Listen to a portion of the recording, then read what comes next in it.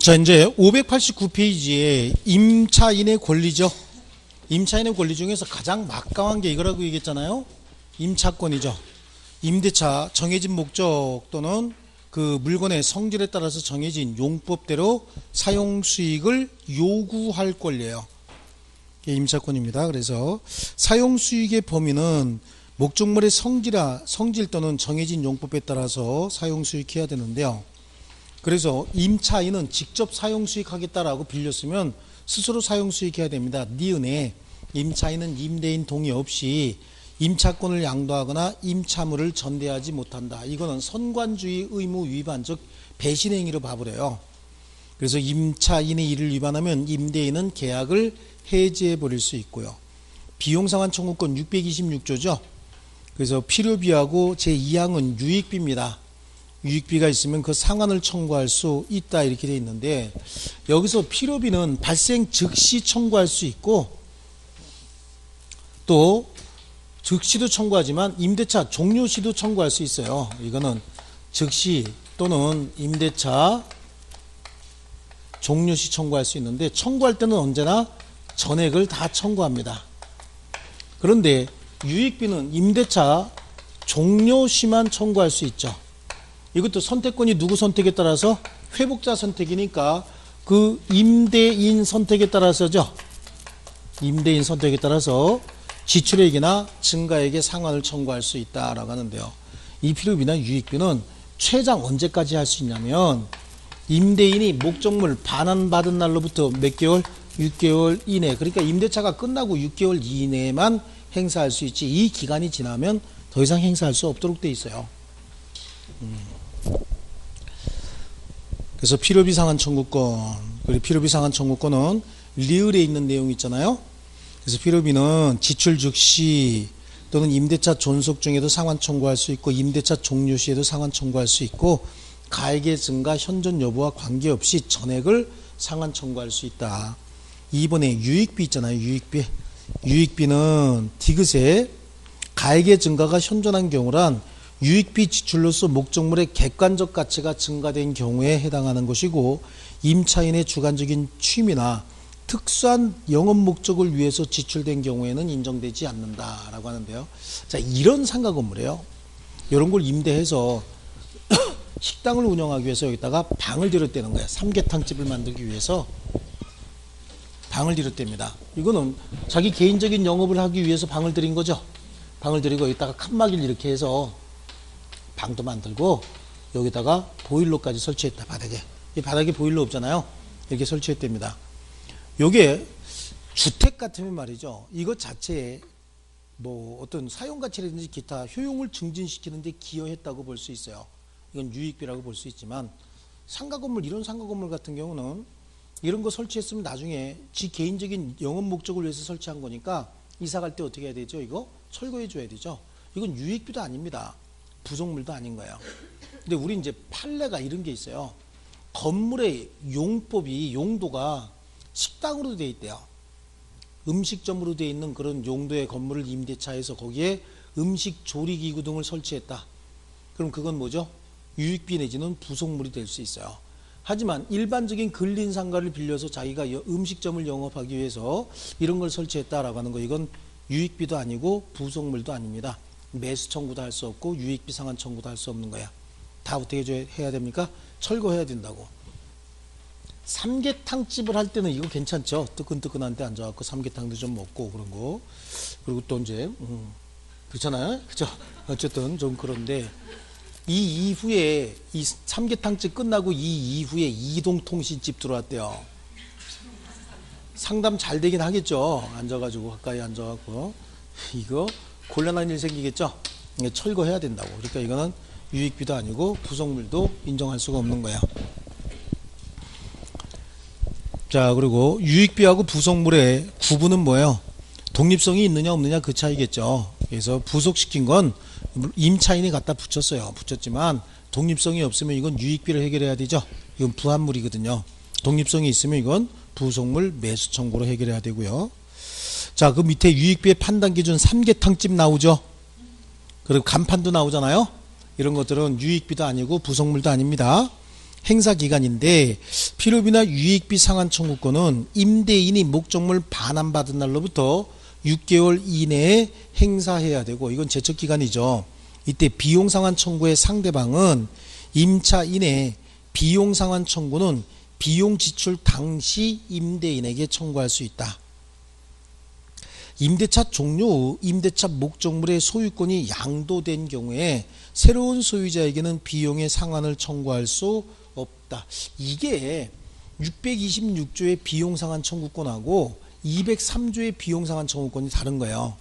203조는 점유자의 회복자에 대한 비용상환 청구잖아요. 요거는 임차인의 임대인에 대한 비용상환이죠. 자, 잘 들으세요. 잘. 이거 적어봐야 소용없어. 머릿속에 없으면 100번 적어봐야 시험 나오면 다 틀려요. 제가 늘 하는 얘기인데, 인제 느끼시는 분도 있고 아직도 못 느끼시는 분이 있는데요. 저기 저 딴 데 가서 내가 주택관리사 강의하는 데가 있어요. 민법 강의. 거기는 이제 7월 15일 날 시험이죠. 그래서 9월 달에 개강해서 7월 15일 날 이제 시험을 보는데, 거기는 그분들이 인제 느껴. 안 적고 들을 걸 그랬다고. 인제 막 이렇게 흐느껴. 이렇게 괜히 했다고, 괜히 막 적었다고 그렇게 하는데, 잘 듣고 반복해서 한 서너 번 들으면 정상적인 지능을 갖고 있기 때문에 다 이해하는데, 계속 적느냐고 이해를 안 했던 거예요. 이해를 안 하고, 그 다음에 적는 사람의 심리가 어떤지 제가 정확히 알아요. 적어놓고 나면 안심이 돼. 집에 가서 볼 거 있잖아. 무기가 장착돼 있잖아요. 그렇죠? 적고 나면 여기다가 안 집어넣고 여기다가 집어넣는 거예요. 그렇기 때문에 집에 가서 읽어도 뭔 소리인지 모르면 이제 다음 주에 질문해야 되잖아. 근데 다음 주에 오면 진도 또 나가잖아. 그럼 또 적어야 되잖아, 거기도. 그러니까 아무것도 안 돼요. 잘 듣는 게 최고야. 아예 책 안 갖고 오는 것도 한 방법이 될 수 있어요. 예, 그래서 그냥 책 안 갖고 오고 머릿속에 다 넣고 가야 되겠다. 이런 정도. 웃겨요? 그런데 역대로 누구든지 책 안 갖고 다니는 사람들은 다 고득점을 합격했어요. 아마 다른 과목 선생님들한테도 물어보세요. 책 안 갖고 오고 와가지고 팔짱만 끼고 앉아있는 사람들은 거의 다 고득점을 합격해요. 그 사람이 머리가 좋아서가 아니야. 절대 머리가 좋아서가 아니라 시키는 대로 하면서 여기 들어와가지고 여기 앉아서, 그 사람은 그 대신 절대 휴대폰 안 갖고 들어와요, 수업 시간에. 예. 팔짱 딱 끼고 앉아가지고, 여러분 벌써 휴대폰 옆에 탁 꺼내놨잖아. 왜? 카톡 오면 받아야 되잖아. 이거 안 받으면 안 되니까. 그렇죠? 그런데 아예 그런 사람들은 휴대폰 끄고 들어오든지 아예 그냥 아예 안 받아요. 그리고 완전히 집중해갖고 딱 그 자리에만, 항상 오는 그 자리에 앉아갖고 완전히 집중해갖고 잘 들어요. 자, 여기도 잘 들어볼게요. 비용상환 청구권에 관해서는 여러 가지, 지상권에도 비용상환 청구에 관한 규정, 아니면 전세권에도 비용상환 청구에 관한 규정 여러 군데 있잖아요. 근데 항상 비교가 되는 건, 점유자의 회복자에 대한 비용상환 청구권이라고 해서 203조 규정이 있고, 임차인의 임대인에 대한 비용상환 청구라고 해서 626조가 있어요. 이게 이제 가장 큰 차이는 203조의 비용상환 청구는 비용을 지출할 당시에 자기 소유물이라고 생각을 하고 지출을 한 거예요. 그러니까 내가 누구하고 계약관계에 기초해서 여기다가 비용을 지출한다라는 인식이 없이, 이건 내 거고 당연히 내 거니까 내가 비용을 지출해야 된다라고 생각을 해서 지출된 비용들이고, 여기는 처음부터 비용이 발생하면 임대인이 부담해야 되는 비용인데 급하니까 내가 부담한다라고 해서 부담하는 비용이잖아요. 그러니까 203조의 비용과 626조의 비용은 그 성질이 달라요. 그래서 203조는 비용상환 청구를 목적물 반환하거나 목적물 반환 청구를 한 회복자에게 청구하는 거예요. 그러니까 현재 점유자가 목적물을 반환하는 그 순간 회복자, 돌려받는 사람이 누구냐, 또 나에게 목적물 반환 청구를 했던 회복자가 누구냐, 그 사람에게 청구하는 거거든요. 근데 여기는 비용 지출 당시에 그 비용을 부담할 의무가 있는 자가 누구냐, 그걸 해야 되는 거야. 그걸 찾아야 되는 거야. 그러니까 계약의 당사자에게, 즉 비용 지출 당시 임대인에게 청구해야 된다고. 아시겠죠? 그래서 이제 기출문제집에서는 내가 뺐는데, 여러분 기출문제 중에 그런 게 있어요. 임차인의 임대인에 대한 비용상환 청구는 203조 규정을 준용한다, 이렇게 나온 적이 있어요. 203조 규정을 준용한다 그러면 틀린 거예요. 여러분 기출문제에 있어요. 있다고. 203조가 아니고 몇 조가 적용이 돼야 돼요? 626조가 적용이 돼야 된다고. 아시겠죠? 네. 그래서 여기 비용상환 청구의 상대방은 비용 지출 당시 임대인이지 새로운 소유자에게는 청구할 수 없다. 자, 그래서 그 밑에 있는 203조 비용상환 청구권, 203조 제2항의 비용상환 청구권하고 626조의 비용상환 청구권은 내용이 다르다라고 지금 설명이 나와 있는 겁니다. 아시겠죠? 자, 그 다음에 넘겨보시고요. 자, 유치권이 성립한다. 비용에 관해서는 유치권이 성립하죠. 필요비나 유익비는 목적물에 관하여 지출된 비용이기 때문에 유치권의 피담보 채권이 되는데, 재밌는 건 6번에 무슨 규정이래요? 임의규정이라고 얘기를 하고 있잖아요. 임의규정. 그러니까 배제 특약할 수 있다 그러는 거죠. 포기 특약도 할 수 있다 그런 거고요. 그 다음에 양쪽 가로 3번에 건물 임차인의 부속물 매수 청구권이죠. 그래서 임차인의 부속물 매수 청구권인데, 건물 기타 공작물의 임차인이 그 사용 편익을 위하여 임대인의 동의를 얻어 이에 부속한 물건이 있는 때는 임대차 종료 시에 임대인에 대하여 부속물의 매수를 청구할 수 있다. 거기 동의죠. 동의. 중요한 말이요. 임대인으로부터 매수한 부속물도 전환과 같다라고 얘기했는데, 여기요. 임대인의 동의를 받았다든지 임대인으로부터 매수한 부속물을 얘기한다. 그럼 예를 들어서 이제 보조키 같은 거 있잖아요. 디지털 도어록이라고 하는 거 있죠. 요건 뭐 20만원, 30만원 이렇게 하잖아요. 한 20만원짜리 자기가 자기 마음대로 갖다 붙였답니다. 그리고 이사 가면서 굉장히 깡 있는 사람들이 있어요. 임대인이 그거 안 해준다고 막 떼굴떼굴 굴르고 뛰어가겠다고 막 얘기하는 사람이 있어요. 그럼 임대인 또 쫄아갖고 알았어. 그럼 내가 얼마 주면 돼. 이런 사람이 있죠. 근데 독사들한테 걸리면 내가 너한테 그거 붙이랬냐? 이렇게 나온다고. 임대인이 임차인의 도난을 방지해주거나 안전으로부터 보호해줄 의무까지 있는 건 아니죠. 사용수익이 가능한 상태까지만 만들어주면 되는 거야. 그러면 도난을 방지하거나 안전으로부터 보호할 의무는 스스로 챙겨야 되는 겁니다. 그러니까 디지털 도어록은 왜 붙인 거야? 지재산 붙이려고, 지재산 지키려고 붙인 거죠? 그럼 지가 스스로 비용을 부담해야 되는데, 뛰어가겠다. 그럼 뛰어가게 내둬야 되죠? 뭐가 뚫려 있다? 구멍이 뚫려 있다. 그럼 어떻게 해야 돼? 이제 문 바꿔주고 가야지. 그렇죠? 문 바꿔주고 가야 됩니다. 벽하고 도색이 안 맞는다. 그럼 도색해줘야 됩니다. 도색 색깔 맞을 때까지 보증금 못 돌려줍니다. 이사 가든 못 가든 관계없으나 그건 소송해도 100% 이길 수 있어요.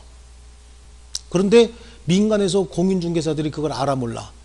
모르는 거지. 배울 때는 다 배웠어. 필드만 나가면 전부 블랙아웃이죠. 싹 다 블랙아웃이에요. 그렇게 한다고. 그러니까 처음부터 그거 붙일 때는, 임차인들이 그거 붙일 때는 임대인에게 제가 이거 붙일 건데 나중에 매수해 주시죠. 아니면 도난 방지를 위해서 붙일 건데 동의해 주시겠습니까? 라고 물어봐야 돼요. 그러면 나중에 매수할 건지 안 할 건지 또 임대인도 모르고 동의할게요 라고 이의를 제기하지 않고 동의하게 되면 그때 매수 청구할 수 있는 거야. 도어록 붙여도 되죠. 그러면 여러분이 임대인 같으면 어떻게 해야 돼요? 붙이는 건 좋은데 나중에 원상회복해 주시는 거죠. 이렇게 얘기를 해야 되죠. 그 얘기는 뭐예요? 나한테 네가 사라고 얘기하지 못한다 그 얘기죠. 예, 그렇게 얘기를 해줘야 된다고. 임차인 같으면요. 아이 그러셔도 이거 정도는 허용해 주셔야죠. 이렇게 얘기해야 되고. 그렇죠. 이게 다 누구 편에서 일을 해야 되느냐에 따라서 용어가 다른 거야. 선택해야 되는 문구가 다르고요. 아시겠죠? 그래서 만약에 동의만 받았다. 그러면 나중에 나갈 때 이거 20만 원 주고 붙였으니까, 그리고 그 영수증 같은 거 이렇게 해서 카톡으로 보내고, 가장 좋은 건 이메일로 첨부문서로 해갖고 이메일로 남겨놓는 게 가장 좋아요. 이메일로 남겨놓으면 그게 날짜까지 다 나오잖아요. 그렇죠? 그래서 증거자료로 갖춰놓는 건 그게 가장 좋아. 사진 찍어서 문서로 이렇게 해서 이메일로 첨부문서로 해가지고, 그것도 그거 너무 크면 또 3개월 있다가 지워지니까, 그렇죠? 한 장씩 한 장씩 이렇게 하나씩 해갖고 이렇게 문서 보존 오래 가도록 이렇게 해놓는 게 좋다고. 보내놓는 게 좋아. 자기 자신한테 보내는 거 있잖아요. 할 수 있죠. 나에게 보내기. 그거 해서 보내놔서 증거자료 확보해 놓는 게 훨씬 더 좋다고. 그럼 이제 매수 청구하게 되면 임대인은 무조건 어떻게 해야 돼요? 매수해야 된다고. 임대인은 무조건 매수하는데 이 규정이 임대인에게 불리하냐? 천만의 말씀이야. 하나도 안 불리해요. 임대인은 이거 만약에 20만 원짜리 도어록을 임차인이 동의해 줬으니까 사시오. 그럼 사면 돼요. 그럼 얼마야? 이제 20만 원 2년 썼으면 감가상각이 그건 보통 25%잖아요. 1년에 25% 정도 감가상각이 되면 단순 계산으로도 지금 얼마짜리요?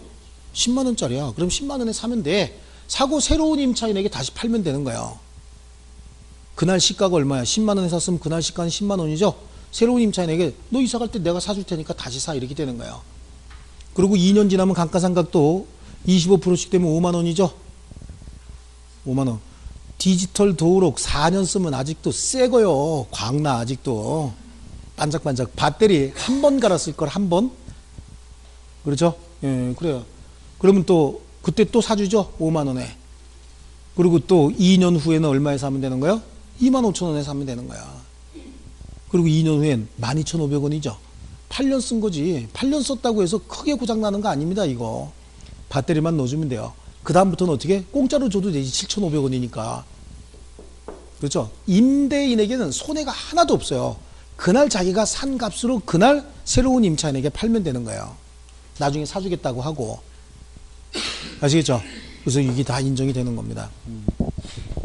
임차인들 잘못 깡다고 부리다간 독사한테 만나면 보증금 못 돌려받습니다. 다시 집 안에 집어넣는 수가 있어요. 아시겠죠? 깡다고 부리지 말고 좋게 얘기해야 되죠? 그런 일이 생기면 저한테 전화 한번 주시면 제가 좋은 방법을 알려줄 테니까. 자, 연락처를 몰라요? 가르쳐 줄 때마다 도대체 어디가 있었던 거야? 자, 그래요. 그래. 다시 한번 볼게요. 임대인으로부터 매수한 부속물에 대해서도 전환과 같다. 여기에 이제 리을입니다. 리을. 그 니은에 부속한 물건이 오로지 임차인의 특수 목적에 사용하기 위해서 부속된 경우에는 부속물로 포함하지 않는다. 이거는 유익비하고 똑같죠. 밑에서 식당 하기 위해서 지가 조리기구 갖다 붙였답니다. 어떻게 해야 돼? 뛰어가야 됩니다. 그 다음에 리을에 임차인의 부속물 매수 청구권은 임대차 종료 시 청구할 수 있는데 그 종료 사유가 뭐냐를 봐야 돼요. 임대차가 기간 만료로 종료됐을 때는 해당하지만 해지 등을 이유로 종료됐을 때는 매수 청구권 행사할 수 없는 거고요. 행사의 효과, 이 부속물 매수 청구권은 형성권이잖아요. 매수 청구 당시 시가 상당액으로 매매 계약이 바로 성립하게 되죠. 자, 그래요. 그 다음에 강행 규정이다. 이 편면적 강행 규정이다. 이렇게 나오고 있습니다. 자, 그리고 토지 임차인의 갱신 청구권과 지상물 매수 청구권이에요. 건물 기타 공작물 소유 및 식목 체험 목적을 목적으로 한 토지 임대차의 기간이 만료한 경우에 건물 수목 기타 지상시설이 현존한 때는 283조 규정을 준용한다고 되어 있잖아요. 이거 지상물 매수 청구권 283조에 따라서 매수 청구할 수 있다고 되어 있죠. 요거는 이제 지상권에 관한 규정을 그대로 쓰겠다는 얘기고, 토지 임대차에는 기간 정함이 없는 토지 임대차 임대인 해지 통고에 의해서 소멸하는 경우도 있다고 얘기했잖아요. 이건 뒤에 이제 추가적으로 나올 거예요. 그래서 어떤 분이 그러더라고요. 갱신 청구에 의해서 거절되고 매수 청구할 수 있다라고 얘기하는데, 그러면 갱신 청구에 의해서 거절되지 안 하면 어떡하냐고. 거절하지 않으면. 저도 당황했어요. 뭐 이런 거 물어보지? 그래서 거절하지 않으면 갱신하면 되지. 그렇죠? 예, 그래서 이게 물어볼 건가 이렇게 가끔 뭔가 트릭이 있지 않나 해가지고 잠깐 한번 생각을 했어요. 너무 쉬운 걸 물어보니까 잠깐 놀란 적이 있는데 당황하게 만들지 말고 한 번쯤 생각하세요. 자, 그래서 매수 청구 대상은 원칙적으로 토지 위에 있는 지상물이죠. 그래서 계약 당시 기존 건물이거나 임대인의 동의를 얻어 신축하였다든지 이런 거 따지지 않습니다. 한마디로 뭐죠? 그발 오케이죠. 그지 발사계 오케이, 그죠? 그발 오케이. 그래서 미등기 무허가 건물도 매수 청구 대상이 될 수 있다. 그런데 임차권 소멸 후에, 임차권이 소멸했으면 그 상태로 반환해야 되는데 임차권 소멸 후에 새로이 설치한 지상 건물은 매수 청구할 수 없어요. 그렇죠? 거기 있는 판례가 이제 쭉 밑에 나오는 거고요. 거기는 4번에 하나, 임대차의 경우 임차인의 채무 불이행 등의 사유로 인하여 임대차 계약이 해지됐을 때는 임차인에게 계약의 갱신권이 발생할 여지가 없고 따라서 임차인에게는 매수 청구권도 발생할 수가 없다. 그 다음에 네 번째, 임차권 소멸 원인에 따른 지상물 매수 청구권의 행사 가능 여부인데, 자, 제 얼굴 잠깐만 쳐다보시고요. 이제 자, 여기 기간 만료로 소멸했을 때는 당연히 갱신 청구하고 거절되면 매수 청구할 수 있다 그랬잖아요. 그리고 기간 정함이 없는 임대차, 임대인의 해지 통고로 소멸할 때는 매수 청구권 행사할 수 있어요, 없어요? 있다고. 여기 적어놓은 거 이거 물어본 거야. 요거 매수 청구권 행사할 수 있어요. 그런데 임차인의, 책 안 보고 임차인의 채무 불이행을 이유로 임대차가 해지된 경우에는 매수 청구권 행사할 수 없죠. 요거 하나 하고, 그 다음에 합의에 의해서 임대차가 종료가 됐다는 거야. 합의에 의해서, 쌍방 합의에 의해서 임대차가 종료됐다. 그럼 매수 청구권 행사할 수 있어요, 없어요? 없죠. 그때는 합의의 내용대로 이거 어떻게 할 건지 결정을 해야지, 매수 청구권은 일방적 의사 표시에 의해서 법률 효과를 바로 발생시키는 거예요. 상대방의 의사는 일체 묻지도 않는 겁니다. 아시겠죠? 그냥 우리가 매수 청구권, 그러니까 뭔가 둘이 대화하는 것 같지만 한 방에 매수 청구하게 되면 그날 시가상당액으로 매매계약이 그냥 성립해서 상대방은 무조건 대금 줘야 될 의무가 있다고. 근데 합의하고 난 다음에 그런 짓을 해요? 이건 뒤통수 치는 거죠. 그래서 합의에 의해서 임대차가 종료될 때는 합의 내용으로 이거 어떻게 할 건지 다 정해야 되는 거예요. 이거 정하지 않았으면 새로이 또 합의해야 됩니다. 이거에 관해서. 이거에 관해서. 아시겠죠? 자, 그거 다 했네. 그러니까. 자, 그리고 청구권자와 그 상대방, 오른쪽에 4번입니다. 매수 청구권자는 지상물의 소유자만이 할 수 있죠. 그러나 상대방은 임차권 소멸 당시 임대인이다. 임차권 소멸 당시 임대인인데, 임차권이 소멸하고 난 다음에 그 목적물의 소유자가 바뀌었다는 거예요. 소유자가 바뀌었으면 새로운 소유자에게는 원칙적으로 행사할 수 없어요. 근데 임차권이 혹시 대항력을 갖추고 있는 임차권이랍니다. 그러면 새로운 소유자에게도 행사할 수 있다. 그래서 거기, 그러나 상대방의 범위를 확대해서 임차권이 소멸한 후에 그 토지를 양수한 제3자가 있는 경우에 그 제3자도 상대방이 될 수 있다. 다만 상대방이 되려면 임차권이 뭘 갖춰야 된다고요? 대항력이 있어야 된다. 옆에다 하나 써놓아야 되겠네. 그죠? 임차권이 대항력을 갖춘 경우에, 임차권이 대항력을 갖춘 경우 하나 써놓으시고요. 청구권의 행사 방법은 일방적 의사표시라는 거잖아요. 이거요. 일방적 의사표시로 지상물 매수 청구권 행사하게 되면 지상물에 대한 매매계약이 바로 성립하게 되고, 그 가액은 니은에 나오잖아. 두 번째 줄에 매수 청구 당시 시가상당액이다. 그리고 이 지상물 매수 청구권의 배제 특약을 한번 생각해 볼게요. 지상물 매수 청구권에 배제 특약이 있었다. 그럼 이거는 누구에게 불리한 거예요? 임차인에게 많이 불리한 거죠. 그래서 이거는 무효입니다. 그런데 임대차가 종료되고 난 다음에, 임대차가 끝나고 난 다음에 매수 청구권을 행사할 수 있음에도 불구하고 매수 청구권을 행사한 것이 아니라 배제 특약을 해버렸다는 거예요. 그거 자체는 유효로 봅니다. 아시겠죠? 자, 임대차 계약을 체결하면서, 토지에 대한 임대차 계약을 체결하면서 처음부터 지상물 매수 청구권에 포기 특약이 있었다. 그럼 그거는 무조건 무효예요. 그런데 임대차가 종료돼서, 기간 만료로 종료돼서 매수 청구권을 행사할 수 있음에도 불구하고 매수 청구권을 행사하지 않고 지상물 매수 청구권에 포기 특약이 있었다. 아니면 지상 건물에 철거 특약이 있었다. 언제? 임대차가 종료되고 난 다음에. 그때는 또 유효로 봅니다. 아시겠죠? 그래서 그건 이제 뭐라고 얘기하냐면, 지상물 매수 청구권의 포기 특약이 임차인에게 불리하지 않다라고 하는 특별한 정황이라고 얘기한다고. 뭐라고 얘기했어요? 임차인에게 불리하지 않다라고 하는 특별한 정황이 있는 경우에는 이를 무효로 하지 않겠다라고 하는 거야. 뭐를? 지상물 매수 청구권의 포기 특약을. 아시겠죠? 지상물 매수 청구권의 포기 특약이 임차인에게 불리하지 않다라고 하는 특별한 정황이 있으면 이는 무효로 보지 않겠다. 임차인에게 불리하지 않다라고 하는 뭐요? 특별한 정황이 있으면. 아시겠죠? 적는 게 아니야. 이건 이해하는 거야. 특별한 정황이 있으면 또 포기특약도 할 수 있겠구나. 그래서 이런 걸 뭐라고 얘기하냐면 편면적 강행 규정이다 이렇게 얘기하는 거예요. 아시겠죠? 그래서 거기 지상물 매수 청구권의 배제 특약과 관련된 판례 한번 볼게요. 임대차 기간이 만료 후에 임차인이 지상 건물을 철거하여 토지를 인도하고 만약 지상 건물을 철거하지 아니할 경우에 소유권을 임대인에게 이전하기로 한 약정은 임차인의 지상물 매수 청구권을 배제하기로 하는 특약으로서 임차인에게 불리한 것은 무효다 이렇게 얘기하고 있죠. 이 이후에 이제 판례집 보시면 나올 거예요. 판례집에 이게 임차인에게 불리하지 않다라고 하는 특별한 정황이 있으면 이는 무효로 보지 않겠다라고 하는 판례가 나중에 나와요. 여기도 임차인에게 불리한 것은 무효다 이렇게 나와 있잖아요. 여지가 지금 남아있죠. 그럼 임차인에게 불리하지 않으면 무효로 보지 않겠다라고 하는 여지가 충분히 남아있잖아요. 그러면 임차인의 권리를 봤으니까 임차인의 의무 봐야 되겠죠. 이 세 개죠. 임차인의 의무.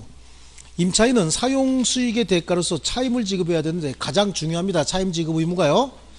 자, 차임은 금전에 한하지 않고 기타 물건으로 지급해도 무방하다. 자, 그 다음에 차임의 지급 시기는 약정으로 하면 되는 겁니다. 예, 또 자유를 정할 수 있고 차임 연체와 계약의 해지인데 건물 기타 공작물의 임대차는 임차인의 차임 연체액이 이기 차임액에 달하는 때 이기 연체가 아니라 연체액의 합계액이 이기 차임액에 달하는 때 임대인은 계약을 해지할 수 있다. 토지 임대차도 마찬가지다라고 하는 거고요. 좋습니다. 여기서 니은하고 디귿 체크해 놓으셔야 되는데요.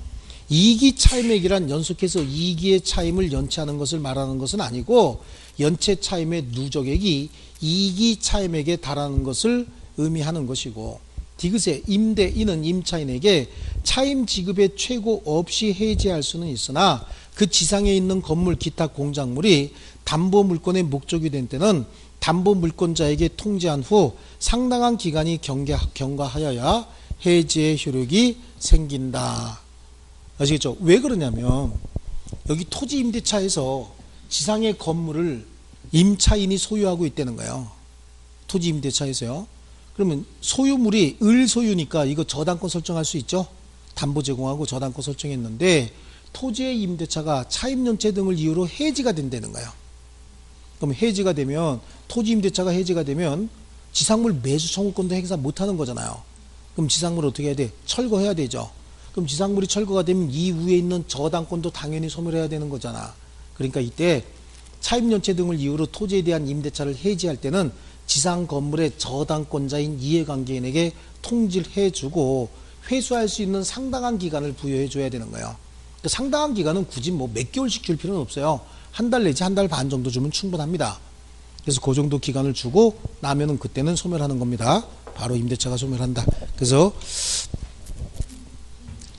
지상에 있는 건물 기타 공작물이 담보물권의 목적이 된 때는 담보물권자에게 통지한 후 상당한 기간이 경과해야 해지의 효력이 생긴다. 이렇게 얘기하고 있죠. 자, 그 다음에 임차인의 차임 채권 확보를 위한 법정 질권과 법정 저당권인데, 자, 그거는 잘 나오진 않지만 뭔지만 알고 있으면 돼. 이게 뭐구나라고 하는 것만 알면 되니까 법정 질권은 두 군데서 나오고 법정 저당권은 하나에서 나와요.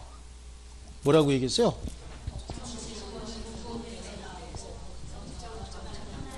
그렇죠. 그거부터 먼저 정리하면, 자, 우리 임대차, 토지 임대차가 있을 때는 거예요. 토지 임대차. 토지 임대인이 갑이고 임차인이 을인데, 을이 임대차에서 여기서 줄넘기를 하고 있을 수도 있고 건물을 지어서 소유할 수도 있겠죠. 그죠? 건물을 지어서 을이 소유하고 있다고. 그런데 을이 토지에 대한 차임을 갑에게 줘야 될 거 아니냐고. 근데 차임을 안 줘. 토지에 대한 임대차 관계에서 발생하는 임대인의 채권은 차임 채권도 있지만 기타 여러 가지 임대차 관련된 채권들이 많이 있어요.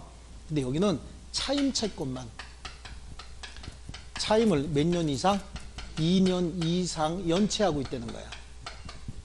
연체하고 있을 때, 그럼 임대인은 임차인에게 차임 채권이 2년분이 훨씬 더 넘는 차임 채권이 있다 그런 얘기잖아요. 그럼 이거 받기 위해서 저당권 설정 안 했으니까 이거 어떻게 해야 돼? 압류해야 될 거 아니냐고.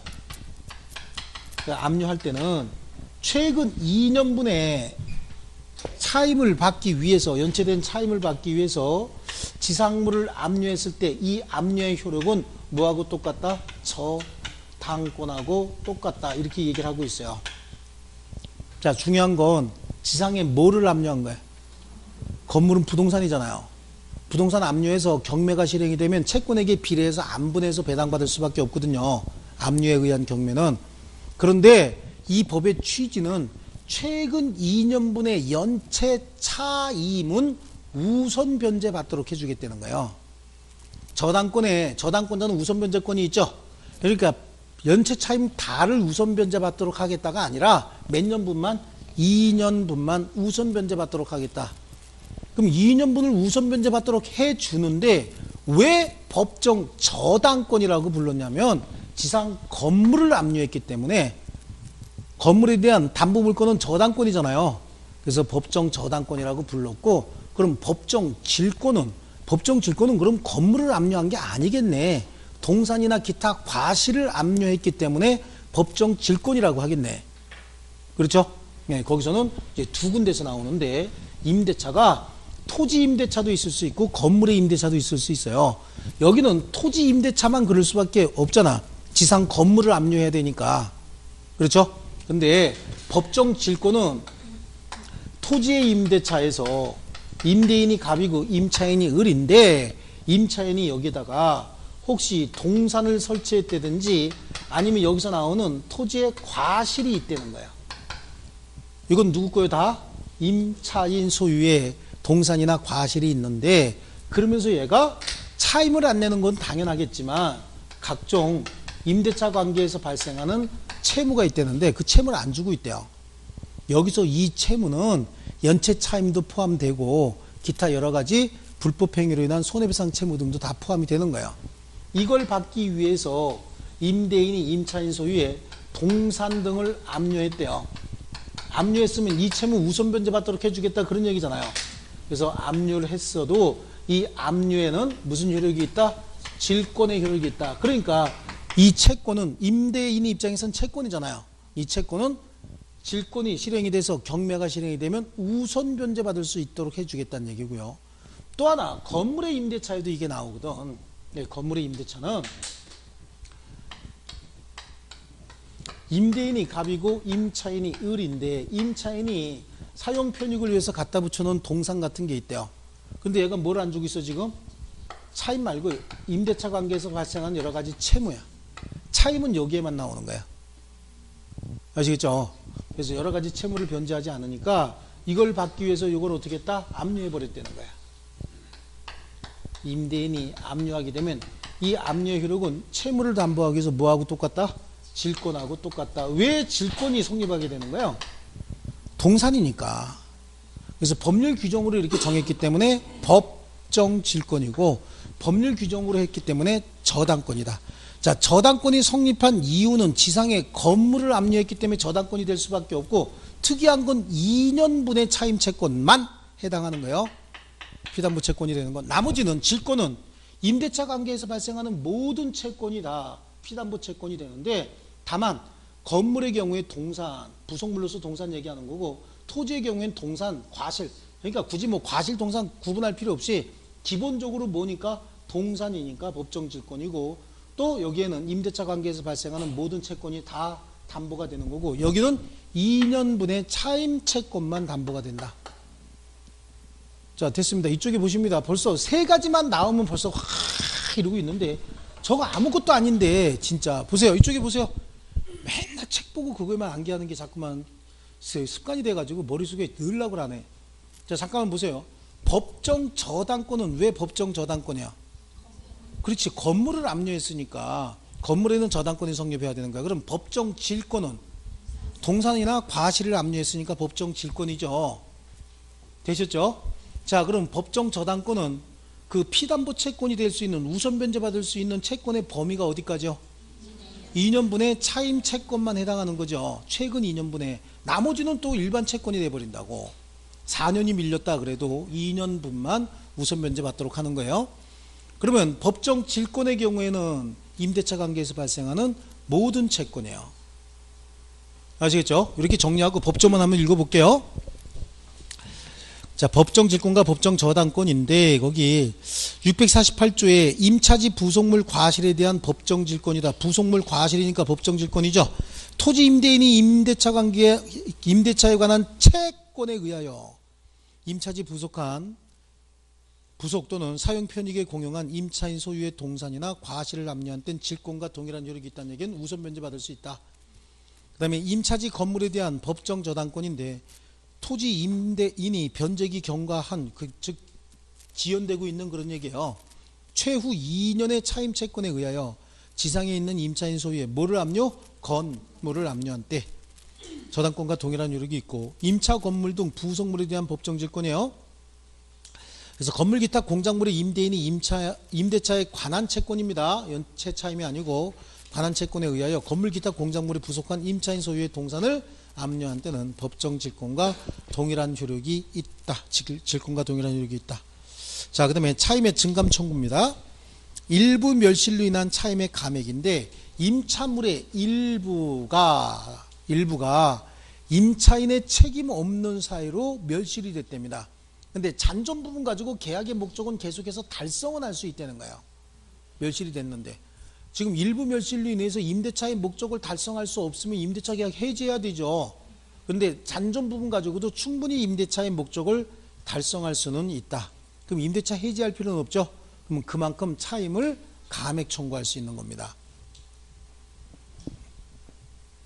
자, 그리고 사정 변경으로 인한 차임의 증감인데 자, 임대차 계약을 체결하고 주변의 경제 사정 등이 현저하게 변경이 됐대요.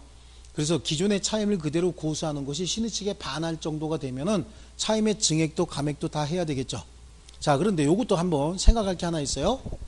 차임의 증액을 제한한다 하고 차임의 감액을 제한한다. 즉 증액 청구권의 포기 특약, 감액 청구권의 포기 특약 이런 건데 차임의 증액 청구권을 포기하는 특약을 했다. 이건 누구한테 유리할까요? 임차인에게 유리한 거죠. 차임의 감액 청구권의 포기 특약이 있었다. 이거는 임차인에게 불리한 거잖아요. 그러니까 차임 감액 청구권의 포기 특약은 무조건 무효예요. 아시겠죠? 근데 차임 증액 청구권의 포기 특약은 유효입니다. 그런데 여기에 이제 판례가 차임 증액 청구권에 포기 특약이 있었다라고 하더라도 차임을 증액하지 않는 것이 오히려 신의 측에 반한다고 할 정도의 현저한 사정 변경이 있으면 증액 청구를 허용해 줘야 된다라고 얘기하는 거야. 그러니까 너무나 경제 사정이 너무나 현저하게 변경이 돼서 증액을 하지 않는 것이 오히려 신의 측에 반하는 정도가 된다. 그때는 증액해 줘야 된다는 얘기겠죠. 새로운 도로가 생겨가서 이면 도로가 아주 그냥 8차선 도로에 딱 붙는 땅이 돼버렸다는 거야. 그리고 인근 지역에 막 빌딩 같은 게 들어와가지고 월 차임이 최초에는 30만 원짜리가 지금은 300만 원 이상씩 받고 있다는 거죠. 근데 차임 증액 청구권에 포기 특약이 있었다고 해서 계속 30만 원만 내겠다라고 하는 거 이거 자체가 실의측 위반이거든요. 이런 경우엔 비록 차임 증액 청구권에 포기 특약이 있었어도 증액 청구를 허용해야 된다. 이렇게 얘기합니다. 자, 거기에 이제 디귿에 차임 부증액 특약이 차임 증액 청구권의 포기 특약이잖아요. 부증액 특약은 임차인에게 유리함으로 유효인데 다만 차임 부증액 특약이 있더라도 그것을 유지하는 것이 신의 측에 반한다고 인정될 정도의 사정 변경이 있는 경우에 형평의 원칙상 임대인에게 차임 증액 청구를 인정할 수 있다. 이게 우리 판례입니다. 아시겠죠? 자, 그 다음에 공동임차인의 연대 의무. 그래, 여기 공동임차인. 여러 사람이 공동으로 목적물을 임차한 경우에 민법은 임대인을 보호하기 위하여 임차인이 연대하여 의무를 부담하도록 하고 있다. 자, 요것도 이제 여러분이 중개사님이 되면 여러분은 중개사가 되면 임대인 편이 돼야 돼? 임차인 편이 돼야 돼요? 임대인 편이 돼야 됩니다. 여기서 갈등하고 그러면은 거지 되는 거야. 그죠? 임차인이나 슬슬 도와주고 그러면 진짜 거지 돼요. 그 임대인이 그 지역에서 뭐래요? 저기다 물건 맡기면 있잖아. 에이, 아주 못 써. 이렇게 되면 문 닫고 나가야 돼요. 권리금도 못 받아. 자, 이렇게 요런 정도 방을 하나 내가 건물 하나 가지고 있다. 한 층짜리. 요건 이제 이렇게 반으로 나눠서 쓸 수도 있대요. 그러니까 여기도 이제 문이 달려 있다 그런 얘기겠죠. 출입문이 이렇게 달려있대. 여기도 출입문이 이렇게 달려있다. 이렇게. 그럼 반으로 나눠서도 쓸 수 있는 거잖아요. 그렇죠? 그런데 A하고 B가 와가지고 여기는 나한테 임대해 주시고요. 여기는 나한테 임대해 주세요라고 요구를 하고 있다고. 그러면 여러분 같으면 어떻게 해야 돼? 나눠서 임대해 줄 거요? 이게 훨씬 더 불리하거든. 그러니까 그러지 말고 니네들이 공동으로 임차해. 그리고 칸막이 붙여서 쓰는 건 내가 허용해 줄게. 이렇게 얘기하는 거죠. 그럼 이제 아무 생각 없이 그럼 공동으로 임대차 했다. 그럼 합계가 얼마요? 200만 원. 그럼 지네끼리 100만 원씩 부담하다 하기로 약속하는 건 지네끼리 알아서 하는 거예요. 하지만 임대인 갑은 A한테도 200만 원을 청구할 수 있고 B한테도 200만 원 청구할 수 있어요. 아시겠죠? 각각 200만 원씩 청구할 수도 있는 거예요. 둘이 연대해서 책임져야 되거든요. 근데 이제 만약에 이걸 여러분이 칸막이를 막아서 임대했다 그러면 여기다 100만 원, 여기다 100만 원만 청구하는 거예요.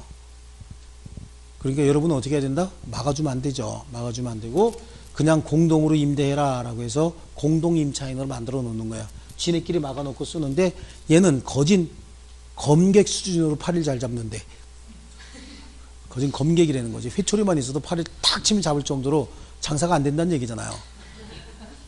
그렇죠. 거진 검객이 됐대 무사가. 예.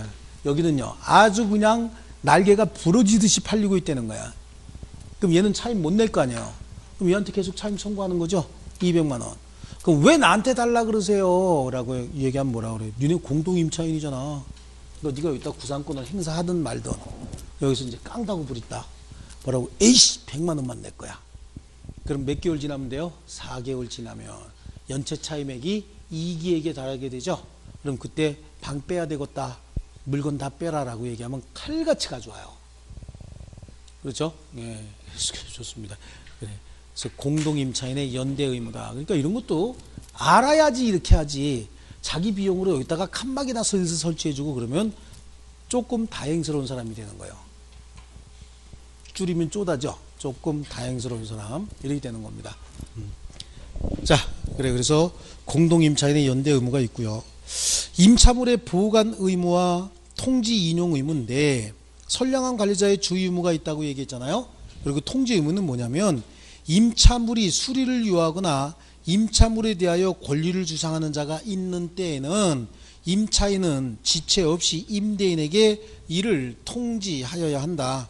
그러나 임대인이 이를 안 때는 그러하지 아니하다라고 하는데 이것도 여러분 시험에 3번인가 답으로 들어갔는데 참 이거 틀리는 거 보면 참 이게 참 웃긴다라고 하는데요. 임대차 있는데 목적물에 수리를 요한다는 거야. 비가 샌데 임대인에게 통지합니까 안 합니까? 하죠. 그런데 그게 아니라 어떤 놈이 와갖고 너 누구야? 왜 내 집에 네가 들어와서 살고 있어? 그러면 임차인이 나 임차인인데 누구한테 임대차 있는데? 갑한테. 이렇게 얘기할 거 아니겠어요? 그럼 상대방이 갑이 누구야? 오라 그래. 그러면 갑 불러다가 이상한 사람이 와서 지 거라고 나가라는데요. 그리고 붙여야지. 지가 우통 벗고 싸울 일이 있어요 없어요? 없습니다. 그런데 이게 시험에 나오는데도 이것도 틀리시는 분도 있어요. 아시겠죠? 이거 틀린 분들 많이 있습니다. 실제로 여러분 시험에도 한 3번 정도인가 답으로 들어가는 것 같아요. 그래서 임차물이 수리를 요하거나 아니면 임차물에 대하여 권리를 주장하는 자가 있으면 임대인에게 다 통지해 줘야 되겠죠. 근데 알고 있는데 계속 전화할 필요 있어요 없어요? 이건 스토킹이죠. 그래서 알고 있으면 통지할 필요 없다는 얘기고요. 인용 의무인데 임대인은 임대차 계속 중에 목적물 유지 보수 관리해 줘야 될 거 아니겠어요? 지붕이 고장이 났다 그러면 지붕 고쳐야 되겠죠. 그럼 임차인은 이걸 받아들여야 된다고 인용할 의무가 있어요. 보존행위 할 때는요. 그런데 보존행위 기간이 지붕을 뜯어 고치는 기간이 일주일이라는 거야. 이 정도는 받아줘야 되잖아요. 참아줘야 되죠. 그런데 6개월이랍니다. 그렇죠. 뚜껑 없는 집에 6개월 살 수 있어요? 없죠. 그때는 임대차의 목적을 달성할 수 없으니까 임대차 계약을 해지하는 겁니다. 그리고 보증금 반환 청구해야 되겠죠. 좋습니다. 그 다음에 임차물 반환 의무가 있다라고 하는 거고요. 이제 임차인의 의무고요. 자, 그 다음에 오른쪽 페이지로 가면 부동산 임차권의 물권화 경향이다. 부동산 임차권은 채권이에요? 물권이에요? 채권이잖아요. 채권이다 보니까 임대차 계속 중에 목적물의 소유자가 바뀌면 새로운 소유자에게 대항할 수 없어요. 새로운 소유자가 나가라고 하면 그냥 나가야 되는 거야. 쫓겨나야 되는 거죠. 그러다 보니까 임차인을 보호할 필요가 충분히 있었던 거죠. 그래서 임차인을 보호하기 위해서 여러 가지 방안이 모색이 됐는데 그중에 가장 먼저 모색이 됐던 게 전세권 제도인 거예요. 전세권 제도가 만들어졌는데 이 전세권이라고 하는 건 전세권 설정자가 그 사용권자를 위해서 전세권을 설정해 줘야 되는데 해줘 안 해줘? 안 해주잖아. 왜 안 해줘요? 등기부 더럽혀진다고 안 해주죠. 그러다 보니까 전세권이라고 하는 걸 만들어 놓긴 했을 때 별로 효용성이 없었던 거예요. 그래서 그 다음번에 생긴 게 뭐냐면 주택임대차보호법이요. 논란거리가 되는 그 주택임대차보호법이 생기고 나니까 민법도 이거 특별법이 일반법인 민법보다 훨씬 더 강력한 임대차에 관한 규정을 가지고 있네. 그러다 보니까 여기에 상응하도록 이제 바꾸기 시작했던 거예요. 그래서 임차권 등기 제도를 만들게 됩니다. 임차권 등기는 토지든 건물이든 반대 특약이 없으면 임차인은 임대인에게 임대차 등기 절차에 협력할 것을 청구할 수 있다라고 얘기를 해요. 잘 들으시면 뭐라 그래서 반대 특약이 없다는 얘기는 아무런 제한 없이 그냥 임대차 했대요. 아무런 제한 없이, 아무 얘기 없이. 우리가 그냥 보통 임대차 할 때 그런 얘기 안 하죠. 등기 청구하지 마 이런 얘기 안 하잖아요. 아무 얘기 없이 임대차를 하였다면 임차인이 임대인에게 임대차에 관한 등기를 청구할 수 있고 이는 임대인이 거절할 수 없도록 돼 있다고. 그러니까 이거를 거절하고 싶으면 미리 반대 특약 했어야 된다고. 임대차 하면서 임차권 등기해달라고 얘기하지 마라 라고 했어야 되는 거예요. 이건 토지건 건물이건 다 가능한데 혹시 토지 임대차는 그 자체를 등기하지 않아도 대항력이 생기는 경우가 있어요. 토지 임대차에. 자, 지상 건물을 소유하기 위해서 임차인이 토지를 임대차해서 지상에 건물을 지었다고. 지상에 건물을 지었고 이 건물을 등기했다고. 그럼 건물을 등기했으면 이 토지에 대한 임대차의 궁극적인 목적이 뭐예요? 건물 소유하기 위한 거잖아요. 실제 이 건물이라고 하는 건 토지에 대한 사용권이 없으면 존재할 수 없는 거잖아요. 그렇죠? 그래서 이 건물을 등기하게 되면 이 등기의 효력에 의해서 토지에 대한 임대차도 뭐가 생겨요? 대항력이 생긴다라고 하는 거예요. 대항력이 생긴다. 이걸 뭐라고 얘기하냐면 차지권의 대항력이다. 건물, 등기 있는, 차지는 임차할 때 차, 토지할 때 지 얘기하는 거예요. 토지 임대차라 그러지 꼭 차지권이요. 이렇게 할 때 뭘 졸라버리고 싶죠? 예, 그래. 건물 등기 있는 토지 임차권의 대항력이다. 그럼 누가 때려요? 그걸 꼭 건물 등기 있는 차지권의 대항력이다. 근데 이거는 내가 봤을 때 지능이 떨어져서 그래요. 이거 일본식 표현을 그대로 놔두면서 한국 민법에 가져왔으면 빨리 바꿔야 될 거 아니야, 이게. 의미가 바뀝니까? 의미 바뀌는 것도 아니잖아. 차지권이라고 하는 건 토지 임차권 얘기하는 거예요. 그럼 건물 등기 있는 토지 임차권의 대항력이다라고 하지 그걸 꼭 차지권의 대항력 이렇게 놔두고 있다고. 어쨌든 예, 그래요. 그 일본 아이들 잔재가 참 오래 가긴 오래 갑니다. 그죠? 오래 가는데 자 보세요. 이런 거예요. 그래서 이 경우에는 건물 등기로 인해서 생겼잖아요. 그러니까 건물이 후폐하거나 등기가 멸실돼 버리면 대항력을 갖출 만한 근거가 없어져 버리죠. 그때 대항력이 바로 소멸해 버리는 거예요. 요게 이제 민법에 있는 거고요. 또 특별법에 의해서 대항력권을 갖추는 방법도 있긴 있어요. 주택임대차보호법이나 상가건물임대차보호법에 의하면 임차 목적물 인도받아서 점유하고 주택의 경우에는 전입신고, 그 다음에 상가건물의 경우에는 사업자 등록을 신청하면 이 길부터 대항력이 생기죠. 거기다가 확정일자까지 받으면 우선변제권도 생기거든요. 이렇게 해서 특별법에 의해서 대항력을 갖추는 방법이 있습니다. 자, 민법에 두 가지 얘기했죠. 임차권 등기, 또 임차권 등기하지 않아도 차지권의 대항력이 있다. 그 다음에 나머지는 특별법에 있는 거예요. 주임법하고 상임법이요. 그럼 이 대항력을 갖춘 것과 대항력을 갖추지 않은 것의 차이가 뭐가 있느냐라고 하는데요. 이건 이제 예를 들어서 임대차 중에 임차인의 점유가 침탈이 됐다. 누구의? 임차인의 점유가 침탈이 됐다. 라고 하면 임차인이 자기가 목적물에 점유를 침탈됐다. 점유를 뺏겼다는 얘기예요. 그럼 뭐 점유물 반환 청구 행사할 수 있느냐 없느냐 요걸 이제 나눠야 되는데 먼저 그러니까 방해 제거 청구가 이제 문제가 되는 거예요. 저걸 하지 말고 방해 제거 청구. 방해 제거 청구는 물권적 청구권이잖아요. 그렇죠? 방해 제거 청구권의 행사. 누구? 임차인인데, 자, 임차인이 대항력을 갖추고 있는 임차인이 있을 수도 있고 대항력이 없는 임차인이 있을 수도 있겠죠. 대항력을 갖춘 임차인은 임대차 목적물의 방해 제거를 직접 청구해 버릴 수 있어요. 대항력이 있다는 얘기는 다른 사람에게 임대차의 유효를 주장할 수 있다 그런 얘기잖아요. 그러니까 내가 사용할 걸 네가 왜 점유하고 있어? 내놔 라고 주장할 수 있는 거, 이게 대항력이잖아요. 그래서 대항력이 있는 자는 방해 제거를 직접 청구할 수 있는데, 그럼 대항력이 없는 임차인은 또 둘로 나눠야 됩니다. 이것도 목적물을 점유하고 있었느냐 점유하지 않고 있었느냐라고 하는 거죠. 점유 중이었냐 아니면 점유 중이 아니었냐요. 그럼 점유 중이었다라고 하면 점유권을 침탈당한 거잖아요. 그럼 점유권에 기해서 점유물의 방해 제거 청구할 수 있죠. 그래서 점유권에 기해서 방해 제거 청구권을 행사할 수 있다라고 얘기를 해요. 근데 목적물을 점유도 하지 않고 있는 상태에서 방해 제거 청구권을 행사할 수 있느냐 없느냐. 문제는 자, 대항력도 없다. 목적물의 점유중도 아니었다. 그럼 아무것도 행사할 수 있는 근거가 없잖아요. 그럼 이때는 점유를 회수해서 임차인에게 전달해 줘야 될 사람이 누구요? 임대인이잖아요. 예, 점유도 하지 않고 있었다. 근데 사용수익은 해야 되겠다. 그러면 어떻게 한다? 대위 행사한다. 누구를 대위? 임대인을 대위해서 방해 제거 청구권을 행사할 수 있다. 그러니까 대항력을 갖추고 있으면 목적물을 점유하고 있든 점유하지 않고 있든 관계없이 그 대항력에 의해서 방해 제거 청구권을 행사할 수도 있어요. 그런데 이 임차권이 대항력을 갖췄다라고 하더라도 본질은 뭡니까? 채권입니다. 물권이 아니죠. 물권이 아니기 때문에 임대인의 동의 없이 처분할 수는 없는 겁니다. 아시겠죠? 이제 임차권의 물권화 경향인데, 임차권의 물권화 경향은 넘겨보십니다. 필요해서 생겼다라고 하는 거고요.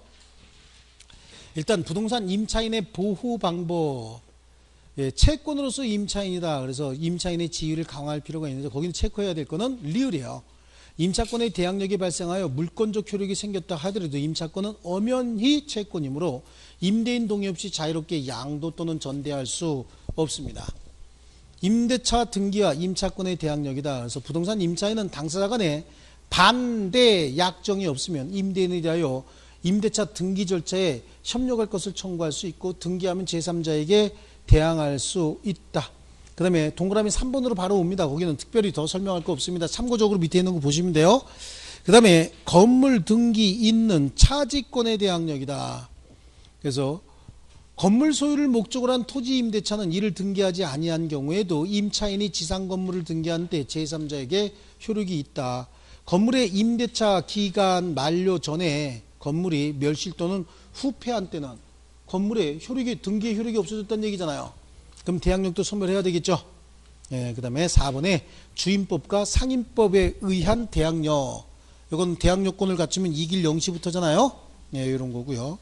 예, 방해 제거 청구권의 행사는 임차권 자체에 기한 방해 제거 청구인데, 임차권이 공시돼서 대항력을 갖춘 경우에는 임차인도 방해 제거 청구권 행사할 수 있는 것이고, 점유하고 있었으면 점유권에 기한 방해 제거 청구권 행사할 수 있죠. 그러면 점유도 하고 있지 않았으면요, 소유권에 기한 방해 제거 청구권을 임차인이 대위 행사할 수 있다. 아시겠죠? 예, 이렇게 하고요. 최단 존속기간 보장기간은 어디에 있는 거예요? 요거는 주임법이나 상임법에 있는 거지 우리 민법에는 없습니다. 자, 그 다음에 넘겨보십니다. 임차권의 양도와 임차물의 전대가 나오죠. 임차권 양도, 임차물 전대. 여기는 조금 쉬었다 계속 할게요.